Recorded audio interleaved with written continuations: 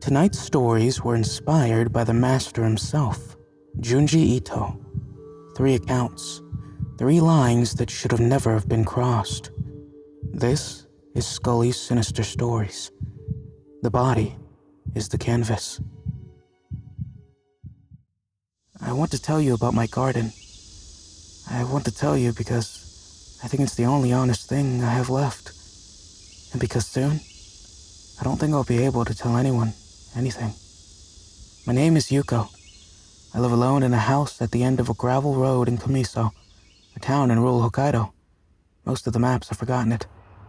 I moved here 3 years ago, after everything that happened in Sapporo. I told my mother I needed quiet. I told my few remaining friends I needed space. What I actually needed was distance. Distance from the questions, the suspicion, the way certain people looked at me when they thought I wasn't paying attention. But I'm getting ahead of myself. The house was cheap, unreasonably cheap, even for a place this remote. A 2-room farmhouse with a corrugated roof and a kitchen that smelled permanently of damp wood and old tea. The property backed up against a hillside thick with cedar, and behind the house was a long, narrow strip of land, maybe 15 meters by 6, that the previous owner had used as a vegetable garden. The soil was dark and loose, the kind of earth that feels almost alive when you push your fingers into it. Rich, hungry. I started gardening almost immediately. I hadn't planned to. I'd never grown anything in my life, but there was something about that soil that invited you to work. I'd wake up in the morning and feel a pull toward the back door, a quiet compulsion, the way you sometimes feel drawn to look over the edge of something high. Not because you want to fall, but because the emptiness asks you to. I planted tomatoes first, then cucumbers, daikon, a few rows of shiso. Simple things, the kind of garden anyone in the countryside might keep. And everything grew. That was the remarkable part. I had no experience, no real knowledge of what I was doing. And yet, everything I put in that soil came up strong and fast, almost urgently, as if the ground had been waiting for someone to give it permission. By midsummer, the garden was lush, absurdly so. The tomato plants were nearly as tall as I was, their stems thick and dark, their fruits so red it looked almost arterial. I bit into one once, and the juice ran down my chin in a way that made me set it down and not eat another for a week. The daikon pushed up through the soil in pale, fleshy columns that I had to avert my eyes from sometimes because they looked too much like fingers. And the smell, there was a sweetness to the soil that I couldn't place. Not rot, exactly. Something richer and deeper, like the memory of rot, like the earth was processing something just below the threshold of recognition. I told myself I was being ridiculous. I told myself the soil was just fertile, healthy, just doing what good soil does. I told myself a lot of things that first year. The teeth appeared the following spring. I was turning the soil in early April, preparing the beds for a new season, when my trowel hit something hard. I assumed it was a stone. I worked it free with my fingers and held it up to the light. It was small, slightly yellowed, with a single curved root, a human molar. I sat back on my heels and stared at it. My first thought, and I'm ashamed of how clinical this was, is that it must have been old. The previous owner, or someone before them, might have buried something here. Rural properties in Hokkaido have layers. Old foundations, old wells, old graves from before the registries were kept properly. I set the tooth on the edge of the garden bed and kept digging. I found 4 more that afternoon. They were all different. An incisor, a canine, 2 premolars and the original molar, each one intact, each one clean, as if they'd been placed in the soil deliberately rather than lost to time and decay.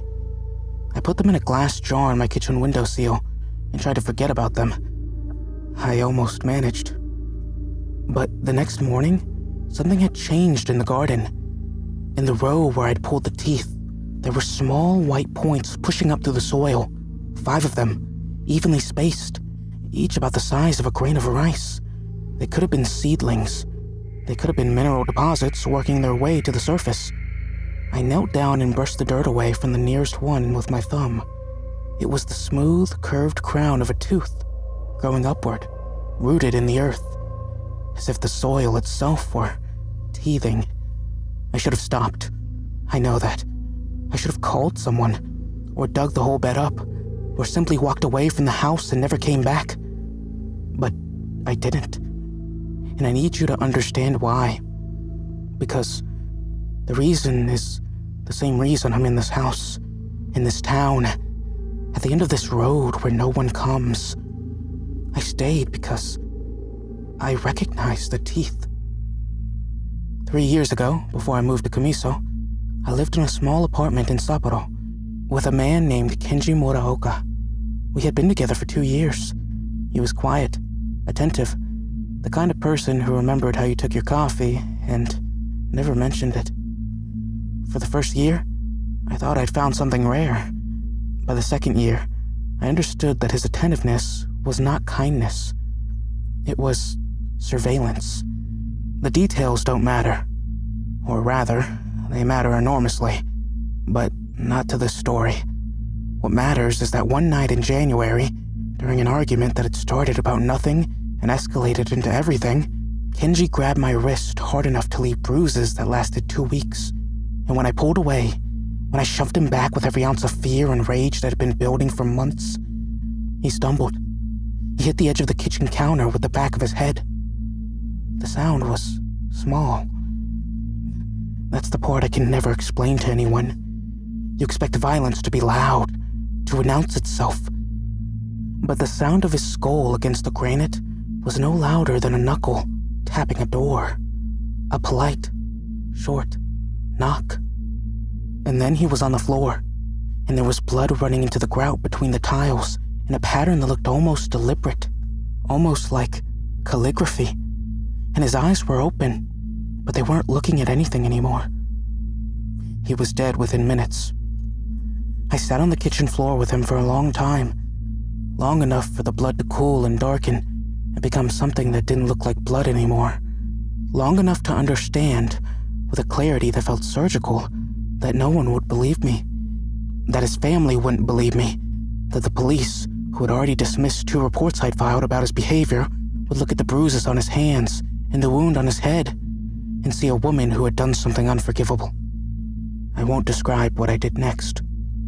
I'll tell you that I drove for a very long time that night, and that the ground in Hokkaido freezes hard in January, but not everywhere, and not evenly, and that if you know where the hot springs feed warmth into the soil, you can find places where the earth is soft enough to open. They never found Kenji. The investigation lasted 8 months. His family hired a private detective who followed me for a while, and then stopped. My name was in the papers twice, and then it wasn't. People moved on. Everyone moved on except me. I moved to Kamiso. I started a garden. And 2 years later, the garden started giving him back. The teeth grew quickly. Within a week, the 5 small crowns had pushed up several centimeters, each one now unmistakably a human tooth, rooted in the black soil like a grotesque parody of a seedling. They were perfect, gleaming, whiter than they'd ever been when they were in his mouth, as if the earth had cleaned them, polished them, made them presentable for their return. I pulled one out. It came free with a soft, wet sound, like pulling a radish, and in the hole it left behind, I could see something pale shifting just below the surface. I pushed the soil back and stood up and went inside and locked the door. I didn't go back into the garden for 3 days. On the 4th day, I looked out the kitchen window and saw that the row had filled in completely. There were dozens of teeth now, crowded together in a dense ridge that ran the full length of the garden bed. Some were tilted, some were perfectly upright, and they caught the morning light in a way that made the whole row glitter like quartz. From a distance, it almost looked beautiful. I started wearing gloves when I went outside. I don't know why. It wasn't a rational decision. It was the same impulse that makes you cover a mirror in a dark room. Not because you think something is behind the glass, but because you can't bear the possibility. The second week, the shapes began. They started at the far end of the garden, where I hadn't planted anything in months. Pale formations pushing up through the soil in clusters. Not teeth this time, but something larger, something articulated. I told myself they were roots, mushrooms, mineral formations. I told myself every comforting lie I could construct, and I believed none of them. They were fingers, 5 of them, arranged in a loose curl, breaking the surface of the soil the way a drowning person's hand might break the surface of still water. The skin, if it was skin, was the color of parsnip flesh, pale and slightly translucent, and when I forced myself to kneel close enough to look, I could see the faint shadow of bone beneath. I grabbed the hand and pulled. I don't know why. Reflex, maybe. The same reflex that makes you open a door when someone knocks, even if you know that no one should be there. It resisted, not like something stuck, like something holding on. I felt the fingers tighten, just slightly, just enough to be unmistakable, and I let go and fell backward into the dirt and crawled away on my hands and knees, like a child.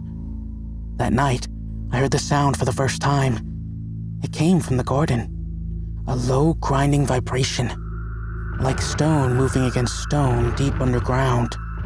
It lasted about 20 seconds, then stopped, then started again. I lie in bed and listen to it cycle. 20 seconds of grinding, 10 seconds of silence, then another 20 seconds. And I understood with a nauseating certainty that it was rhythmic, a patient. Something beneath the garden was working its way up. Over the following weeks, I watched the garden transform. The teeth spread outward from the original bed, colonizing soil I hadn't turned, pushing up through hard-packed ground, and even through the gravel along the garden's edge. They grew in formations now, ridges, arcs, spirals, arrangements that looked almost architectural, as if they were being organized by a design I couldn't perceive from ground level. I took a photograph from the upstairs window and nearly dropped my phone. From above, the teeth formed a shape, an outline, the outline of a human body curled on its side. The exact position I had placed him in. I stood at the window for a long time. I don't know how long. The light changed. The shadows of the cedars crept across the garden, and the teeth glowed faintly in the dusk, like something bioluminescent, something deep ocean, something that had no business being on land. I deleted the photograph. Then, I took another.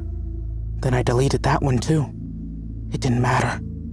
The image was already behind my eyes, burned there the way certain things burn. The shape of his body outlined in teeth, curled in on itself like a sleeping child, like something returned to the position it occupied before it was born. The hands came next, more of them, in different places.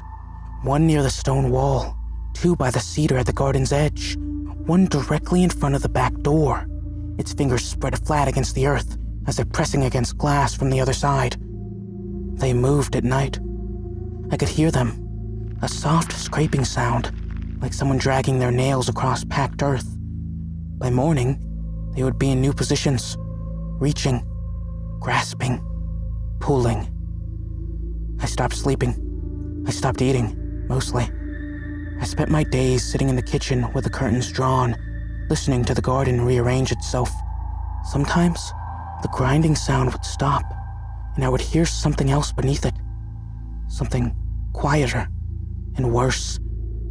A whisper, though not quite words, not quite breath, coming from everywhere at once, rising through the floorboards like moisture. I poured salt along the garden's edge. I burned incense until the house was thick with smoke. I considered calling a priest, but I couldn't imagine explaining what he would need to bless, or what would crawl out of the explanation. I considered running, but every time I reached for my car keys, I felt it. That pull, The same one I'd felt the first morning. The quiet gravity of the garden, drawing me toward the back door. The morning I found the jaw was the morning I stopped pretending I could leave.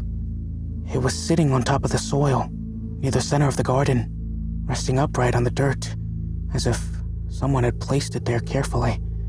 A human mandible, complete, every tooth intact. The bone was clean and white and perfect. And I knew it, the way you know your own handwriting. I knew the crooked incisor on the lower left. I knew the chip on the right canine, from where he'd opened a bottle at a party once and laughed about it. That rare, careless laugh that made you forget, briefly, what he was capable of. It was Kenji's jaw, sitting in my garden like a flower that had finally bloomed. I picked it up. I held it in both hands and felt its weight. And it was warm. Not sun warm, but body warm. The warmth of something that still has a pulse. And for one terrible moment, I thought I felt it move. A faint tremor, the jaw trying to open, trying to speak. The garden was bringing him back, piece by piece, bone by bone, tooth by tooth. The earth was reassembling what I had given it, and it was doing it with a precision and patience that suggested this was not random. This was not a haunting. This was not a restless spirit clawing toward the light. This was something older, something the soil had always known how to do. The earth remembers what you give it, and eventually, it gives it back. I know how this sounds.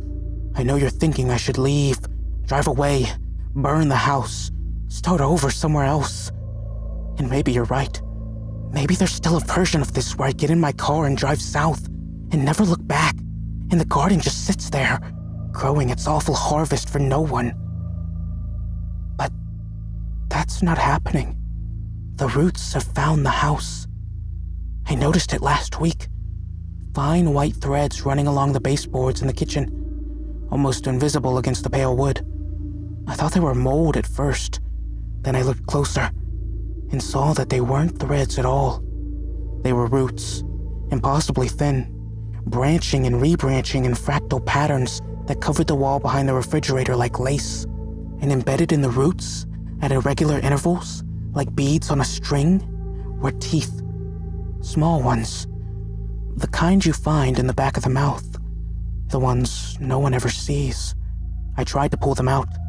The roots came away from the wall in long, wet strips. And behind them, the plaster was stained a deep brownish red, as if the wall itself were bruised. The smell hit me then. The same sweet subterranean richness from the garden, but concentrated, humid, close, like pressing your face into freshly turned earth after rain, like breathing the inside of a grave. The roots are in every room now. They run behind the walls, under the floors, through the ceiling. At night, I can hear them growing, a faint continuous crackling, like ice forming on a pond. And beneath it, always, that rhythmic grinding from below. Yesterday morning, I found a tooth in my mouth that wasn't mine. I was brushing my teeth, and I felt something wrong, something that hasn't been there. I opened my mouth in front of the mirror, and there it was, a molar, wedged between my own, slightly yellowed, with a hairline crack along the crown that I remembered, because I had once told him he should see a dentist about it. He told me to mind my own business, in that quiet, measured voice that meant the conversation was over. His tooth, in my mouth, rooted in my gum as if it had always been there. I pulled it out with pliers. The pain was extraordinary, bright and hot, and clarifying, and the blood that came out was dark, almost black, and it tasted like soil. This morning, there were two more. I can feel them now, pressing up through my gums the way they press through the garden soil, slow and relentless, and inevitable. My jaw aches with a deep structural pain, as if the bone itself is making room. I looked in the mirror an hour ago, and my teeth, my own teeth, have shifted, rearranged. The bottom row is no longer mine. The alignment, the spacing, the crooked incisor on the lower left. I'm looking at his smile in my mouth. My fingers are stiff this morning. I noticed it when I tried to make tea. They won't bend the way they should. And when I hold them up to the light, I can see something dark beneath the nails. Not dirt, not blood, but something granular.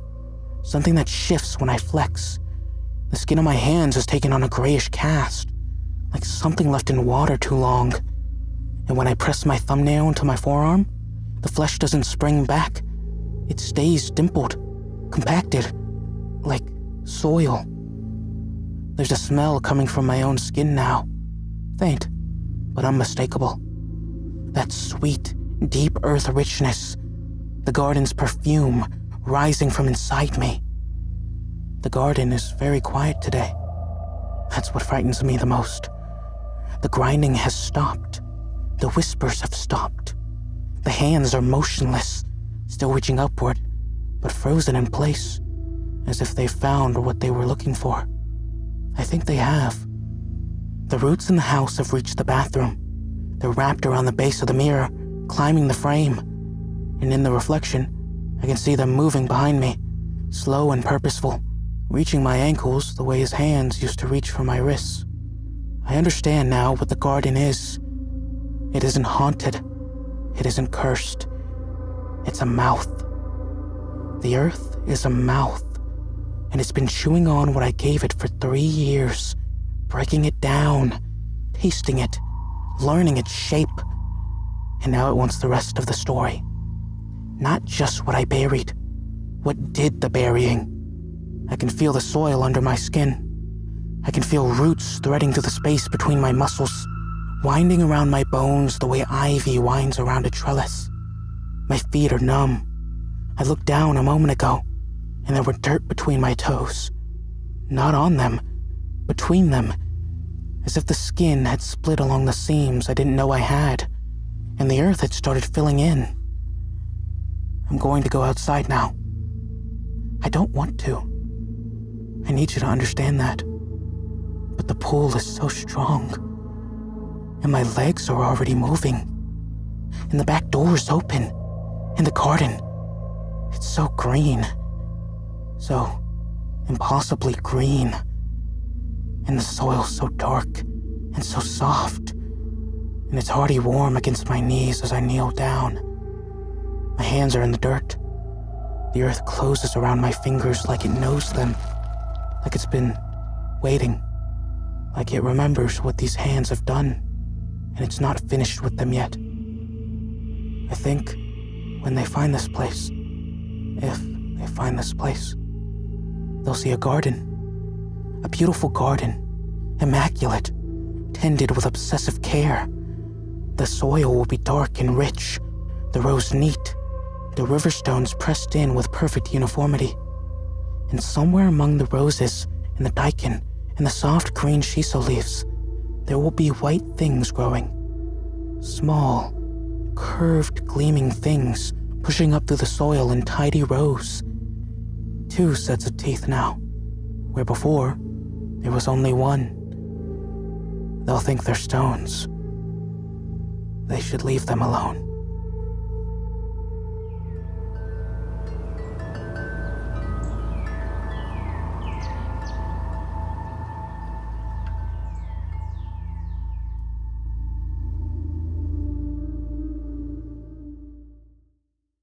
The earth took her back, but roots aren't the only thing that grow where they shouldn't. Every stitch has a memory. My grandmother's hands were the most beautiful things about her. Even at 80, even after 60 years of pushing fabric through industrial machines, her fingers were steady and precise, each movement economical, nothing wasted. She used to say that sewing was just listening, that the fabric told you where it wanted to go, and your job was to follow. I thought that was poetic nonsense when I was young. I don't think that anymore. My name is Chio. I inherited my grandmother's alteration shop in Takayama after she passed last autumn. The shop sits on a narrow street in the old town, wedged between a ceramic store and a shuttered pharmacy. and it looks exactly the way it looked when my grandmother opened it in 1972. The same wooden counter, the same brass bell above the door, the same 3 Singer machines lined up along the back wall, like sentinels, their black enamel worn to silver at the edges from decades of use. I didn't want the shop. I need to be honest about that. I was living in Nagoya, working in accounts receivable for a company that made industrial valves, and I made a kind of peace with the fact that my life wasn't going to be interesting. But my grandmother left the shop to me specifically, not to my mother, not to my uncle, not to my cousin Emmy, who actually knew how to sew. To me. And in the letter that she left with her will, she wrote only one line.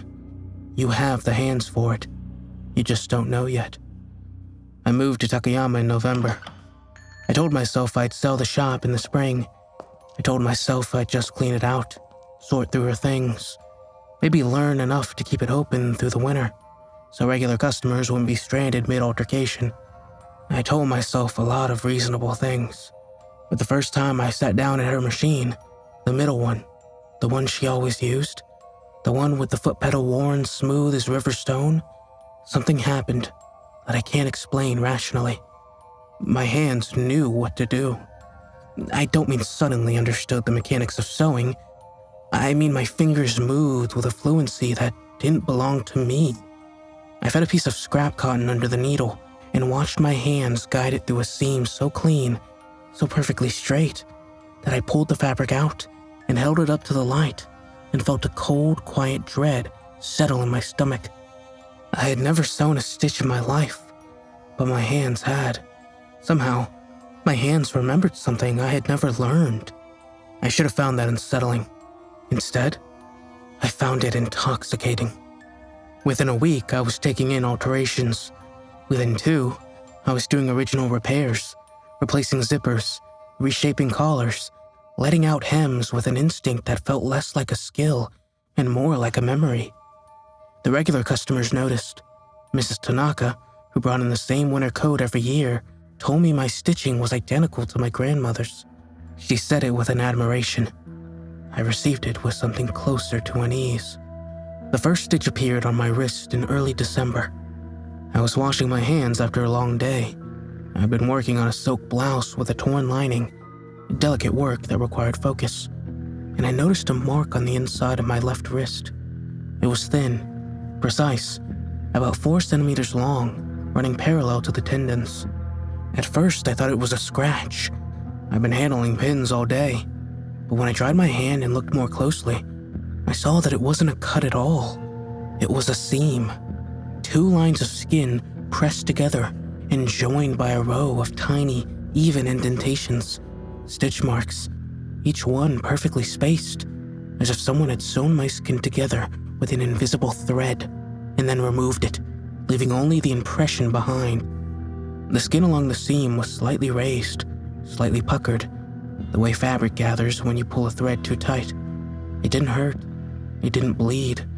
It simply was as if it had always been there, and I was only now learning to see it. I pressed my thumb against it.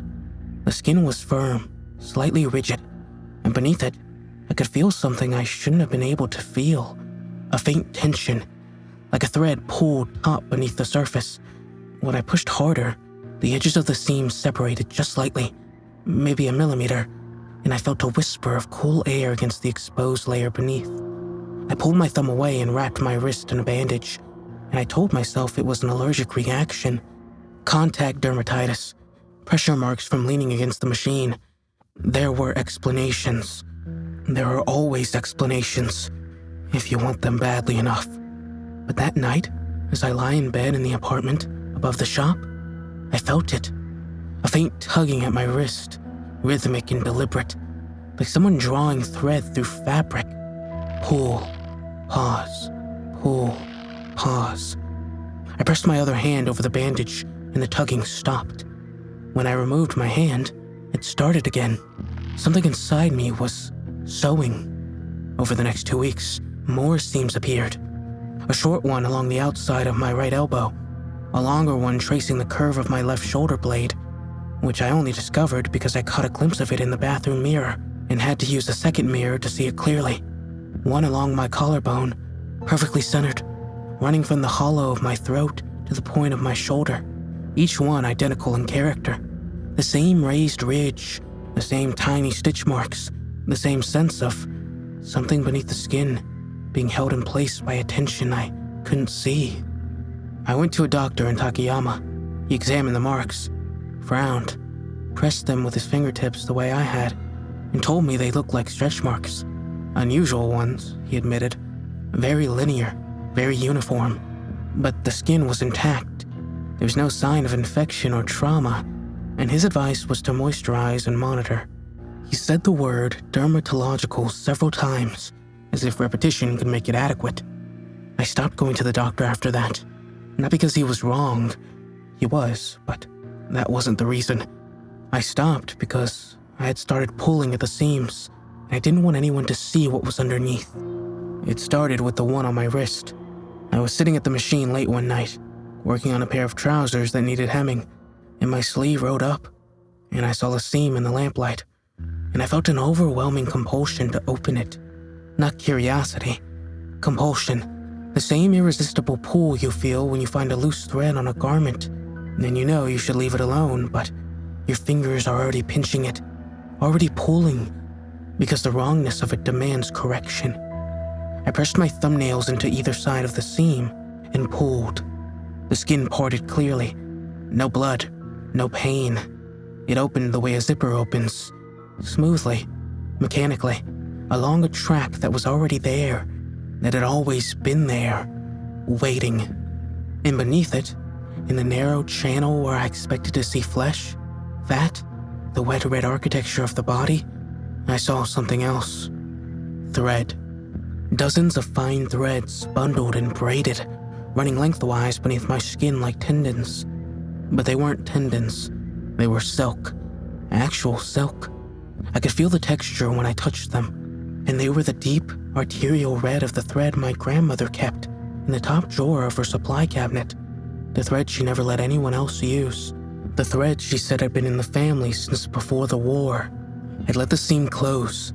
It sealed itself, the skin pressing back together with a faint click, like a clasp fastening. No scar, no mark, just the same raised ridge, the same stitch impressions, as if nothing had happened. I sat in the shop for a long time after that. The machines were quiet.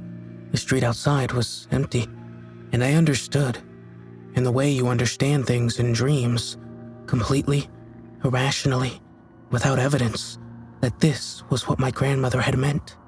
This was my inheritance, not the shop, not the machines, not the skill that lived in my fingers without my permission. The thread.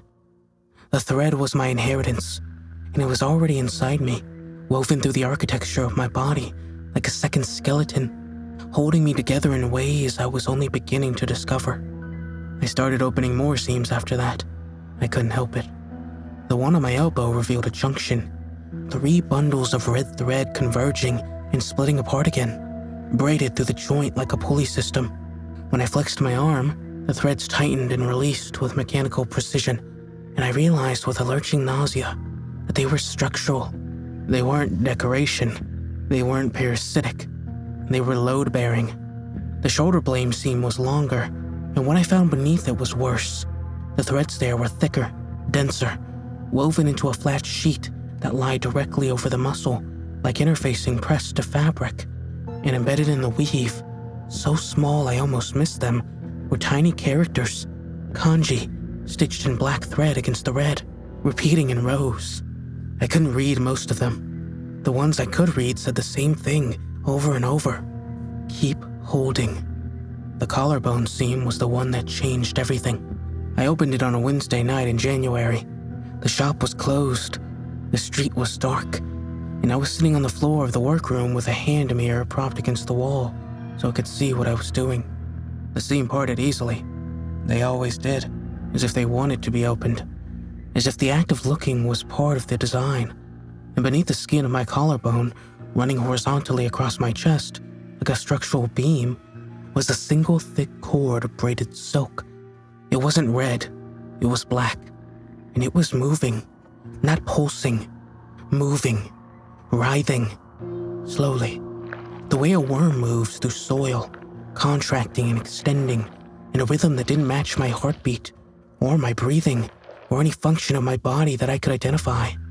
I watched it for maybe 30 seconds, frozen, my fingers still holding the seam open. And then the cord turned. I don't know how else to describe it. It rotated, like a rope being twisted from one end, and where it turned, I could see that the braid was not uniform. There were strands of different textures woven in, some coarse, some fine, some that caught the light like hair, human hair, black and silver, braided in with the silk. And I knew the way I knew my own grandmother's hands, that the silver strands were hers. She was in the thread, part of her, some essence, some residue, some piece of whatever makes a person had been woven into the cord, and the cord was woven into me, and it was alive in a way that thread should not be alive. I closed the seam. I closed it and I pressed my hand flat against my collarbone, and I felt the cord writhing beneath my palm, and I said, out loud to the empty shop, "What did you do to me?" The machines didn't answer. But the middle one, her machine, hummed, just for a moment, a low resonant vibration, as if the motor had engaged and disengaged in a single breath, and then silence. I began to change after that, not quickly, not dramatically, but persistently, in small accumulations that I could ignore individually, but not collectively. My fingers grew more dexterous, not just skilled, physically different. The joints became more flexible, the movements more articulated, as if additional hinges had been installed in places where hinges don't exist. I could thread a needle in near darkness. I could feel the weight of a single thread resting on the back of my hand. When I ran my fingers along a piece of fabric, I could feel its history, the tension of the weave, the age of the fibers, the place where it had been stressed or repaired. My skin changed too. It became smoother, more uniform, with a faint sheen that I noticed first on my forearms and then on my face. Not unhealthy, the opposite. I looked better than I had in years. My pores seemed to shrink. Fine lines I'd been developing around my eyes disappeared. But the texture was wrong. When I pinched my skin on the back of my hand, it didn't fold like skin. It folded like fabric. Like very fine, very tightly woven fabric, indistinguishable from skin at a glance, but fundamentally different in structure. More seams appeared. They spread across my body in a pattern I eventually recognized. They followed the same lines as the seams on a dress form. The darts, the princess lines, the side seams, the shoulder seams. My body was being paneled, partitioned into sections, the way a tailor partitions flat fabric to create a three-dimensional shape. I was being constructed, assembled, fitted. The worst part was that my sewing improved in direct proportion to the changes. Every new seam that appeared on my body made my work more precise, more intuitive, more eerily perfect. Customers began commenting not just on the quality, but on the feeling of the garments. Mrs. Tanaka said her coat felt like it was holding her. Mr. Ogawa said his repaired jacket seemed to know the shape of his shoulders. A young woman who brought in her wedding dress for alterations put it on after I'd finished, and she stood in front of the mirror and cried. And when I asked if something was wrong, she said no. She said the dress felt like skin. I should have closed the shop. I should have stopped sewing, but the compulsion was too strong, and I understood by then that stopping wouldn't matter. The thread was already inside me. It had been inside me before I ever sat down at the machine. My grandmother had put it there, or it had put itself there, passed down through whatever channel connects blood to blood across generations. The shop wasn't the inheritance. The skill wasn't the inheritance. I was the inheritance. The latest in a line of women who had been slowly, stitch by stitch, remade. I found my grandmother's journal in February. It was hidden in the base of the middle sewing machine, inside a compartment I'd never noticed. A false bottom in the wooden housing, sealed with a row of hand stitches so fine, They were nearly invisible. Inside was a cloth-bound notebook, its pages filled with my grandmother's handwriting, small and precise. I won't reproduce what she wrote. Most of it I don't fully understand, and the parts that I do understand, I'm not sure I believe. But the essential facts are these. The thread is old, older than the shop, older than the family business, older than anyone in our line can trace. My grandmother called it the binding thread, and she said it chooses its host. Always a woman, always someone with steady hands and a particular kind of patience. It enters through the work, through the repetition, the rhythm, the meditative state that comes from feeding fabric through a machine hour after hour. It seeds itself in the fingers first, then spreads inward, replacing what it finds with something more durable, something that holds. My grandmother knew she was changing. She documented it. The seams, the thread behind the skin, the slow replacement of flesh with fiber. She wrote about it clinically, almost calmly, the way you might document a chronic illness you've accepted. She noted when each seam appeared. She noted the kanji woven into her shoulder, the same characters I'd found in mine. She noted the black cord along her collarbone and described it as the main line, the structural thread, which all others branched. The last entry was dated 3 days before she died. It was shorter than the others, and the handwriting was different. Still precise, but slower, as if her hands were having difficulty forming the characters. It said, "The thread is finished with me. I can feel it pulling away, gathering at the seams. It will go to Chio. I chose her because her hands are mine. I'm sorry. It has to be someone." Beneath the journal, folded carefully in tissue paper, was a small square of fabric. It was skin, human skin, unmistakably. I could see the pore pattern, the fine hair follicles, the faint blue trace of a vein. But when I turned it over, the underside was woven silk, red silk, stitched in rows so tight and even that the fabric and the skin were indistinguishable. 2 sides of the same material. I put the journal back. I put the skin back. I sealed the compartment with stitches that my hands made without consulting me, and I sat at the machine and stared at the far wall and breathed. Emmy arrived in March. My cousin, 23, just graduated from a textile program in Kyoto, bright and eager, and looking for work experience. She'd heard I'd taken over the shop, and she wanted to apprentice for the summer. She stood in the doorway with a suitcase and a smile, and she'd said she'd always admired our grandmother's work and wanted to learn. I should have sent her away. I know that now. I knew it then, but she was already inside the shop, already running her fingers along the machines, already touching the fabric bolts on the shelf with that look, that particular look of recognition, of hunger, that I remembered from my own first week. I let her stay. She was good, naturally good, the way I had been, with hands that knew things her mind hadn't learned yet. I watched her sit at the third machine, the one neither my grandmother nor I ever used, and she produced a seam that would have taken most tailors years to master. Her fingers moved with that same uncanny fluency, and she looked up at me with bright, delighted eyes and said, "It's like the machine is doing it for me." I smiled. I said something encouraging. I don't remember what. I was looking at her wrist.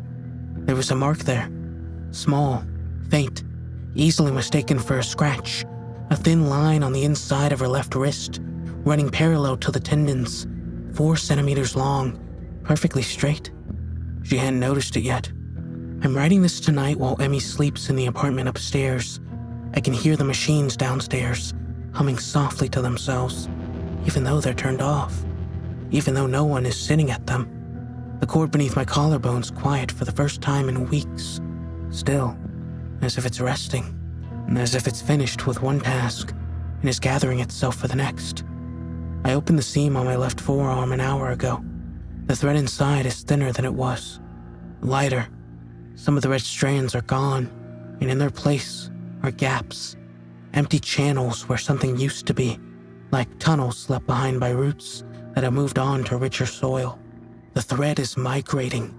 I can feel it leaving me, the way I imagine my grandmother felt it leaving her in those final days, pulling away, strand by strand, gathering at the seams, looking for the next vessel, the next pair of steady hands.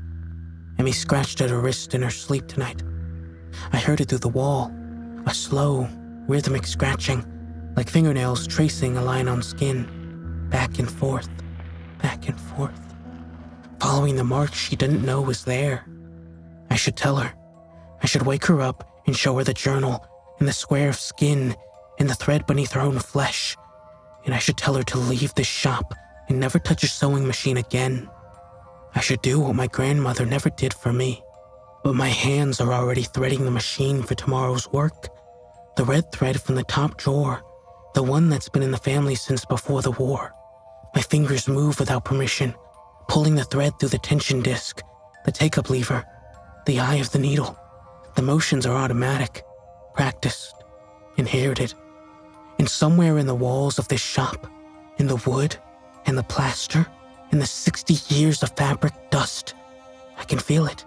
The patient, structural hum of something old and purposeful, something that's been threading itself through the women of my family for longer than anyone can remember, choosing us, remaking us, using us to stitch itself forward, generation to generation, hand by hand. The seam on Emmy's wrist will be longer by morning. I know this the way I know my own measurements. I'm sorry. It has to be someone.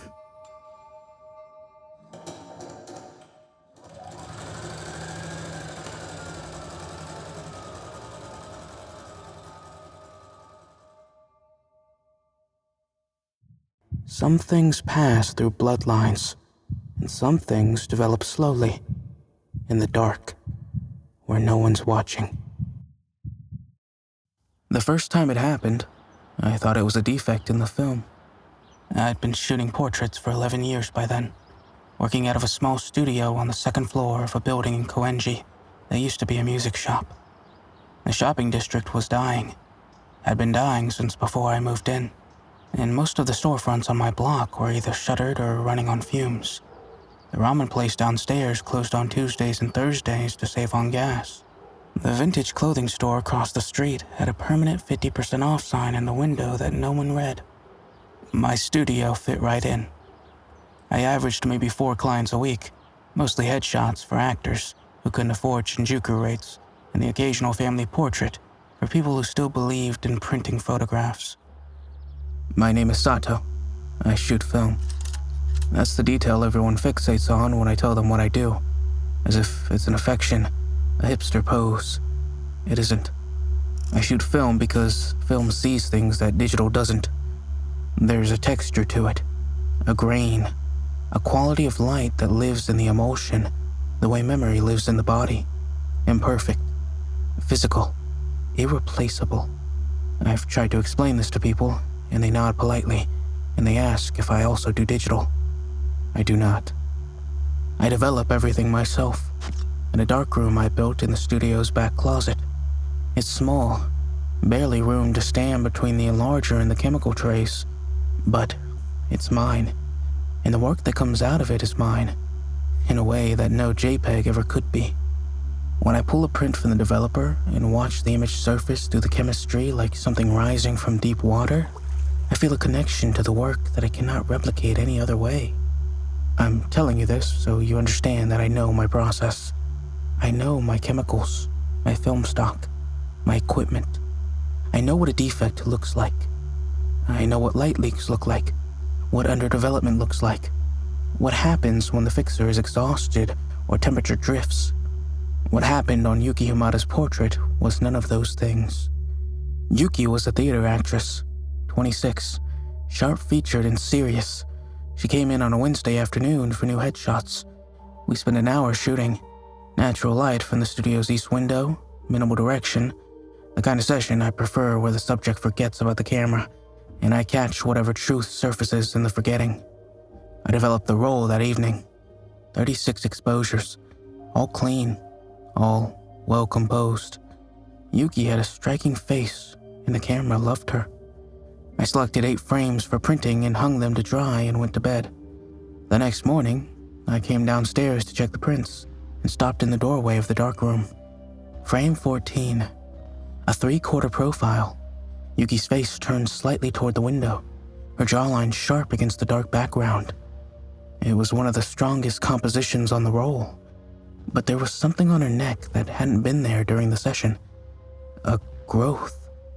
A small, raised mass just below her left ear, roughly the size and shape of a thumbnail, with a texture that looked organic, smooth at the center, irregular at the edges, like a mushroom cap or a barnacle. It was clearly part of the image, not a blemish on the print. It existed in the negative. I checked. I held the strip up to the light, and there it was, a small dark inclusion on Yuki's neck, with the unmistakable dimensionality of something that occupied a real space. But it hadn't been there. I had photographs from every angle. I had spent an hour looking at that neck through a viewfinder. There was nothing there. I reprinted the frame. The growth was identical. I printed it larger. The detail increased. I could see a faint vascularity at the edges, tiny branching lines that looked like blood vessels feeding the mass. It was beautiful, in a way that certain medical photographs are beautiful. The light caught its surface and gave it a pearlescent quality, almost luminous against her skin. I set the print aside and told myself it was an anomaly, a fluke of chemistry, a microscopic containment in the developer, something rational and reproducible that I could diagnose if I cared enough to try. I didn't try. Instead, I found myself going back to the print throughout the day, picking it up, tilting it under the desk lamp, studying the growth the way I would study any elements of a composition, its shape, its placement, the way it interacted with the light and shadow of the surrounding skin. It sat perfectly in the frame. That was the thing I couldn't stop thinking about.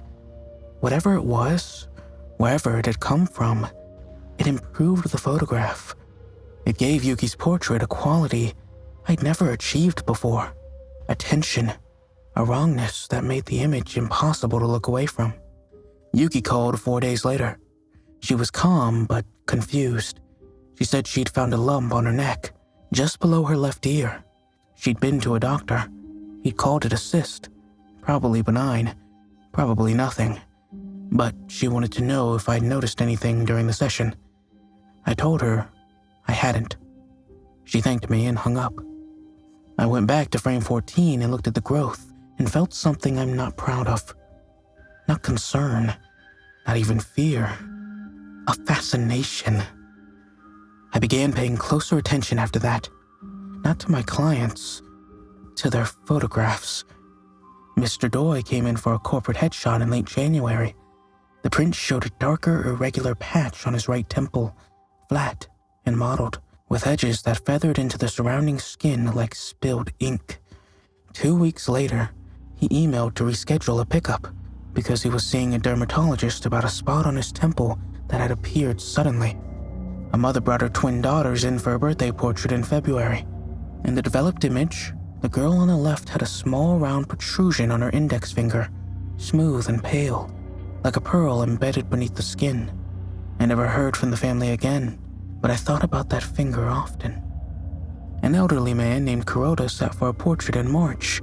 He wanted something dignified for his family, he said. Something to remember him by.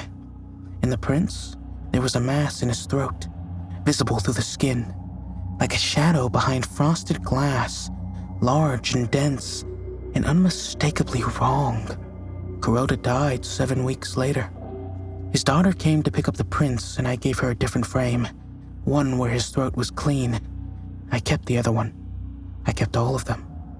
I started a file, prints arranged chronologically, each one labeled with the subject's name, the date, the location of the growth on the photograph, and, when I could confirm it, the date the growth manifested on the actual person. The correlation was perfect. Every growth I photographed appeared on the subject in the exact location. It was within days of the session. Size, shape, texture, all identical, as if the photograph were a blueprint and the body was simply following instructions. I should have stopped shooting. I know. I should have closed the studio, sold my equipment, found work that didn't involve pointing a camera at human beings. But the photographs were extraordinary. I don't mean that as a justification. I mean it as a fact. The images that contained Gross were, without exception, the best work I had ever produced. The compositions were sharper. The light was more complex. The subject's expressions carried a weight and a gravity that my clean photographs never achieved. It was as if the presence of the growth completed something in the image, added a dimension of truth that I had been chasing for 11 years, without knowing it. I started studying the patterns. The growths weren't random. Their placement, their character, seemed to respond to the composition itself. A subject photographed in harsh, angular light would develop something jagged and crystalline. Soft light produced smooth, rounded masses. When I shot from below, the growths appeared on the underside of jaws, in the hollows of throats. When I shot from above, they surfaced on scalps, on the tops of shoulders, on the bridges of noses. The camera wasn't documenting the growths. The camera was designing them. And the photographer, I understood this slowly, reluctantly, the way you understand anything that implicates you. The photographer was the architect. I tested it in April. A man named Fuji came in for headshots. He was bland and forgettable, the kind of client I normally processed on autopilot. And I decided, consciously, deliberately, to see what I could make the camera do. I positioned him in a profile against the window. I adjusted the lights so that it raked across his face at a severe angle, carving deep shadows along his cheekbone. I framed the shot so that his left ear was centered, prominent, almost sculptural. I was thinking, as I pressed the shutter, about coral, about the branching fractal architecture of coral formations I'd seen in a documentary. The way they grew in clusters that were simultaneously organic and geometric. The print showed a growth on Fuji's left ear. It was coral, not metaphorically, structurally. A branching, calcified formation erupting from the helix of his ear, white and intricate and horrifyingly precise. Exactly what I had envisioned when I pressed the shutter. I held the print under the enlarger light and examined every branch, every fork, every delicate calcified tendril, and each one corresponded to something I had imagined. The largest branch carved upward at the angle I'd pictured. The smaller offshoots clustered the way I'd wanted them to. It was like looking at a sketch I'd drawn from memory, rendered in flesh, with a fidelity that made my hand shake. I had done that. I had thought it into existence, and the camera had made it real. Fuji called me 2 weeks later, upset, saying something was wrong with his ear. I expressed sympathy. I recommended a doctor. I hung up and went into the darkroom and looked at the print and felt the same thing I felt with Yuki's portrait, amplified now by the knowledge that I had directed it. Not guilt. Not yet. That came later. What I felt was mastery. For the first time in my career, I wasn't capturing reality. I was authoring it. I spent the next 3 months refining my control. I learned that intention mattered. Vague, unfocused sessions produced small, indistinct growths, while directed, purposeful compositions produced larger and more elaborate ones. I learned that the emotional state of the subject influenced the texture. Nervous clients grew rough, fibrous masses. Calm clients grew smooth, almost elegant ones. I learned that black and white film produced growths that were pale and bloodless, while the single roll of color stock I tried produced something so vivid and vascular that I sealed the print in an envelope and never looked at it again. I was careful. I kept the growths small. I framed them in places that clothes would cover, that hair would hide. I told myself that what I was producing was manageable. Cysts, lumps, things that doctors could remove and explain away. I told myself that the subjects would be fine. Most of them probably were. I chose not to follow up. The file grew. 40 prints, 60, 80, each one a small masterpiece of composition and light in the quiet, specific horror of a body doing something it shouldn't. I organized them by type: calcified, vascular, fibrous, unclassified. I noted which compositions produced which results. I kept detailed records of exposure time, film stock, lighting angle, and emotional state. It was research, I told myself. Documentation, the detached methodical work of someone studying a phenomenon rather than causing one. I kept the file in a locked drawer in the darkroom, and some nights I would take it out and spread the prints across the floor and look at them the way a painter looks at a retrospective, with pride, with distance, with the careful amnesia that separates the art from its cost. Kimura moved into the vacant storefront across the street in July. He was a digital photographer, young, confident, equipped with gear that cost more than my annual rent. He shot everything: weddings, products, headshots, real estate, and he charged half my rates and delivered overnight. Within a month, 2 of my regular clients had switched to him. Within 2 months, 4 more. He put a sign in his window that said, "Professional portraits, same-day digital delivery." And every time I looked at it, I felt something tighten in my chest. I'm not going to pretend this was purely professional.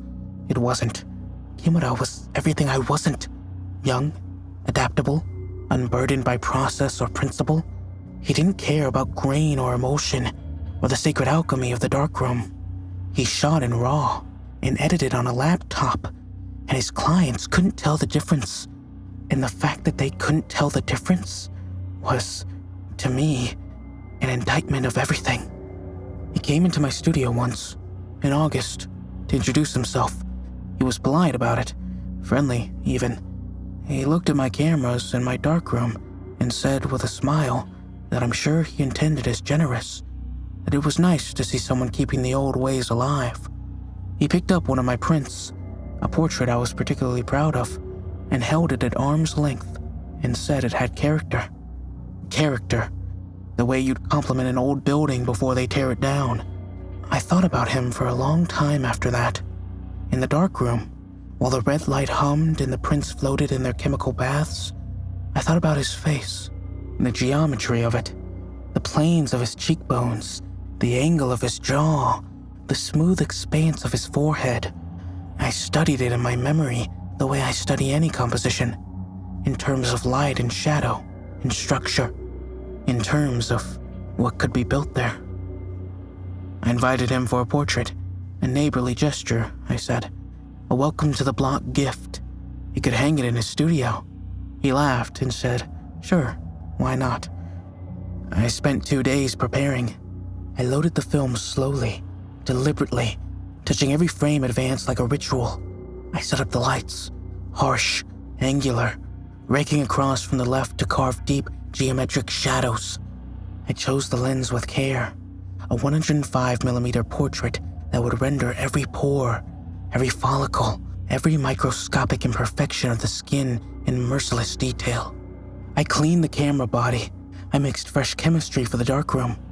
Everything precise, everything intentional. He came in on a Tuesday afternoon and sat in the chair by the east window, and I photographed him with more care and more intention than I had ever given any subject in my career. I knew what I was doing. I want to be clear about that. I knew what the camera would produce, and I knew what would follow. I thought about bone, about calcium deposits, dense and structural, growing in places where bone should not grow. I thought about the architecture of the skull, and what it would look like if that architecture decided to continue, to expand, to elaborate, to build new structures in the soft tissues of the face, like a cathedral adding wings. I thought about these things as I pressed the shutter. Again and again. 36 exposures. Every one composed with surgical precision. Every one aimed at a different region of his face, his jaw, his throat. I developed the role that night. The prints were the best work I had ever done. The light was immaculate. The grain was fine and luminous, and on every frame, and the locations I had chosen, there were growths, dense, calcified masses with the branching complexity of antlers, erupting from Kimura's jawline and temporal ridge, and the column of his throat in formations that looked almost architectural, almost intentional, almost beautiful. I pinned the prints to the darkroom wall and looked at them for a long time. Then, I filled them with the others. I locked the drawer. I turned off the light. That was 3 weeks ago. I haven't seen Kimura since. His studio's been closed for the past 5 days. The lights are off. The sign in the window's still there. But no one goes in, and no one comes out. I tell myself I don't know what happened. I tell myself that correlation is not causation. The photographs are just light and chemistry and silver halide. That I'm a portrait photographer in a dying shopping district and nothing more. But I loaded a new roll of film this morning, and I've been sitting here at the window, watching the street, watching the few remaining shops flicker through their routines. And I've been thinking about Mr. Harada at the ramen place downstairs. He plays his radio too loud at 6 in the morning. And Mrs. Oda at the vintage store, who lets her garbage bags pile up against my building's entrance. And the landlord who raised my rent last month, even though the pipes don't work and the heating is unreliable. I've been thinking about all of them, and I've been thinking about light, and angle, and composition, and what I could build on the canvas of a human face if I really tried.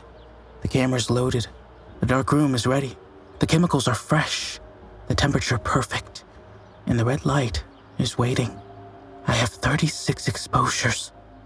That's enough for everyone on this street.